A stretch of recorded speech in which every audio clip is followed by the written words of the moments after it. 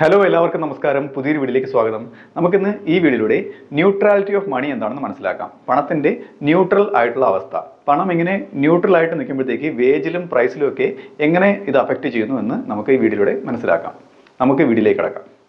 Neutrality of money and flexibility of wages and prices. ആദ്യം നമുക്ക് neutrality of മണി എന്താണെന്ന് നോക്കാം.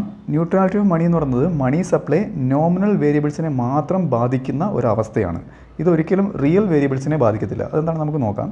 The neutrality of money is a concept in economics which suggest that changes in the money supply only affect nominal variables. അതായത് price, wages, ഇതൊക്കെയാണ് nominal വേജസിൽ വരുന്നത്. അപ്പോൾ ഈ മണി സപ്ലൈ പ്രൈസിനെ ബാധിക്കും, വില കൂടുകയോ കുറയുകയോ ചെയ്യും.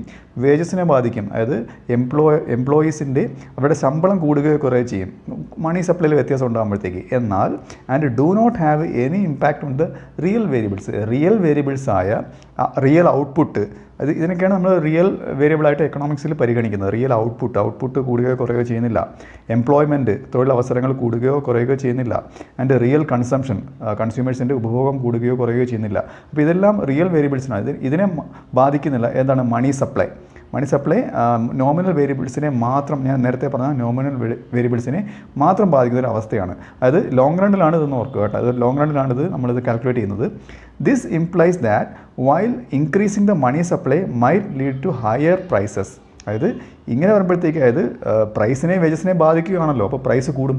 മനസ്സിലായില്ലേ? അപ്പോൾ മണി സപ്ലൈ കൂടുമ്പോഴത്തേക്ക് പ്രൈസിനെ ബാധിക്കുന്നതുകൊണ്ട് അവിടെ ഇൻഫ്ലേഷൻ ഉണ്ടാവും. Okay, it does not change the productive capacity of the economy. നേരത്തെ പറഞ്ഞ പോലെ റിയൽ വേരിയബിളാണ് പ്രൊഡക്റ്റീവ് കപ്പാസിറ്റി, അതിനെ ബാധിക്കുന്നില്ല.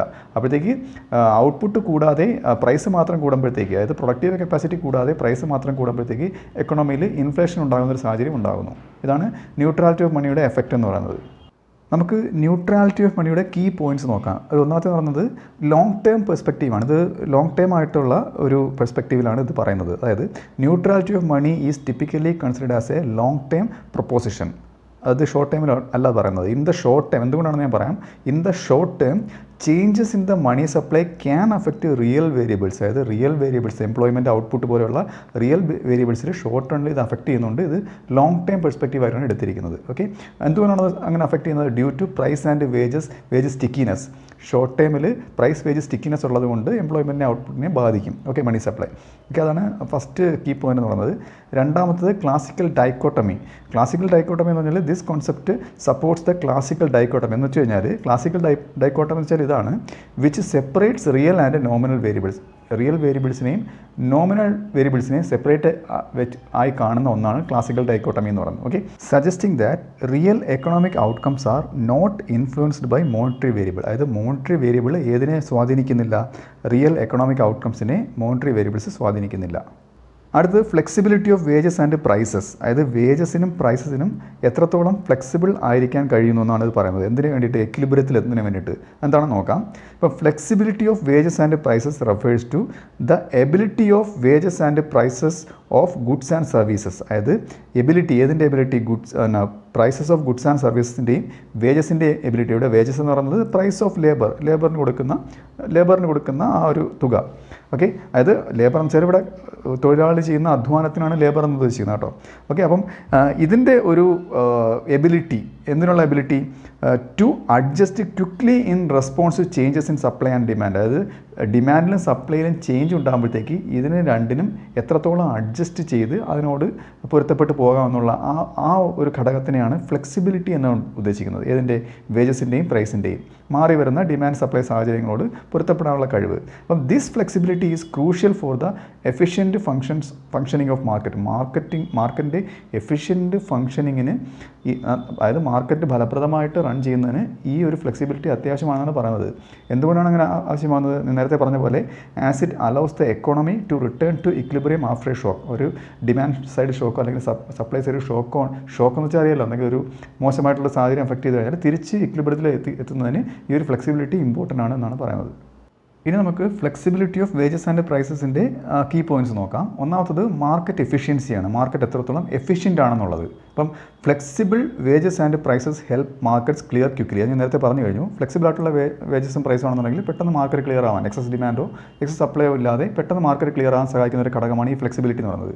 അപ്പോൾ ensuring that supply equals demand, അതാണ് ഞാൻ ഇപ്പോൾ പറഞ്ഞത്, സപ്ലൈ ഈക്വൽസ് ഡിമാൻഡ് എന്നുള്ള അവസ്ഥ, അതാണ് മാർക്കറ്റ് ക്ലിയർ കൊണ്ട് ഉദ്ദേശിക്കുന്നത്. അപ്പം this prevents prolonged periods of unemployment or excess supply. അപ്പോൾ ഇത് ഒരുപാട് കാലത്തേക്ക് അൺഎംപ്ലോയ്മെൻറ്റ്, തൊഴിലില്ലായ്മ നിലനിൽക്കുന്നതിനും എക്സസ് സപ്ലൈ നിലനിൽക്കുന്ന ഒരു സാഹചര്യം ഒഴിവാക്കുന്നതിന് ഈ ഒരു ഫ്ലെക്സിബിലിറ്റി ഒരു സഹായിക്കുന്നു. ഓക്കെ, അതാണ് മാർക്കറ്റ് എഫിഷ്യൻസി കൊണ്ട് ഉദ്ദേശിക്കുന്നത്.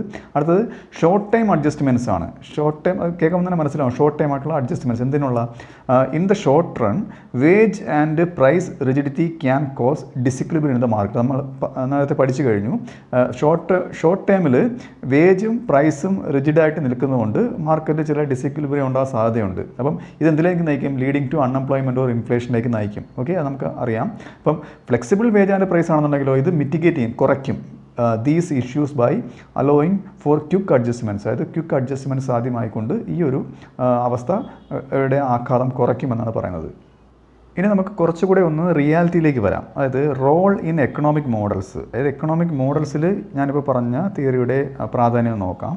Many economic models assume price and wage flexibility. അതായത് മിക്ക എക്കണോമിക് മോഡൽസും പ്രൈസും വേജും ഫ്ലെക്സിബിൾ ആണെന്ന് അസ്യൂം ചെയ്യുന്ന ഒന്നാണ്. ഓക്കെ, എന്തിനാണ്? To analyse market dynamics and the effects of policies. അതായത് മാർക്കറ്റ് ഡൈനാമിക്സ് അനലൈസ് ചെയ്യുന്നതിനും പോളിസിയുടെ എഫക്റ്റൊക്കെ അനലൈസ് ചെയ്യുന്നതിന് വേണ്ടിയിട്ട് ഇതൊക്കെ അസ്യൂം ചെയ്യുന്നത് ഇത് രണ്ടും ഫ്ലെക്സിബിൾ ആണെന്നാണ്, വേജും പ്രൈസും. ഓക്കെ, എന്നിരുന്നാലും however in reality wages and prices can be sticky due to, അതായത് റിയാലിറ്റിയിൽ ഈ വേജസും പ്രൈസസും സ്റ്റിക്കി ആവാനുള്ള സാധ്യത ഉണ്ട്.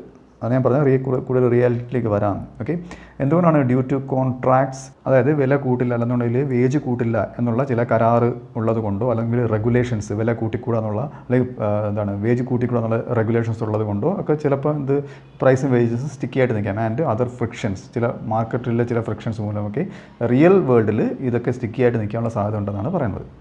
ഇനി നമുക്ക് ഇംപ്ലിക്കേഷൻസ് ഇൻ മാക്രോ എക്കണോമിക്സ് നോക്കാം. അത് മാക്രോ എക്കണോമിക്സിൽ ഈ തിയറി എങ്ങനെയാണ് ഉൾപ്പെടുത്തിയിരിക്കുന്നത് നോക്കാം. അത് പോളിസി എഫക്റ്റീവ്നെസ്സിൽ എൻ്റെ കാര്യത്തിലാണെന്നുണ്ടെങ്കിൽ the effectiveness of monetary policy can be influenced by the degree of wage and price flexibility. നേരത്തെ പറഞ്ഞ വേജിൻ്റെയും പ്രൈസിൻ്റെയും ആ ഒരു ഫ്ലെക്സിബിലിറ്റി മോണിറ്ററി പോളിസി എത്രത്തോളം ഫലപ്രദമാണ്, ഇതിൻ്റെ ഫ്ലെക്സിബിലിറ്റിയാണ് ഇതിൻ്റെ ഒരു എഫക്റ്റീവ്നെസ് ആശ്രയിച്ചിരിക്കുന്നത്.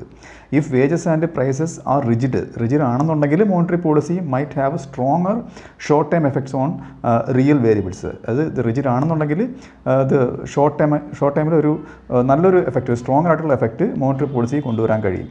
Okay, real വേരിയബിൾസിൽ.